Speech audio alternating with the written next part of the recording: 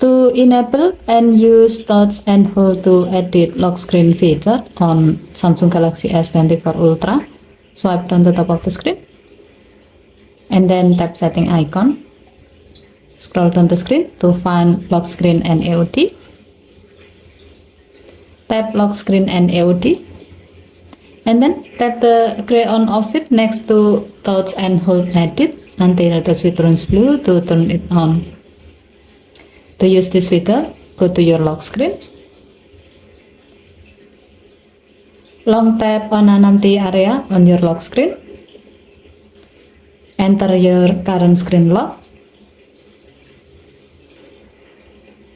Now you can edit your lock screen, such as change the lock screen wallpaper, change the lock screen clock style, and else.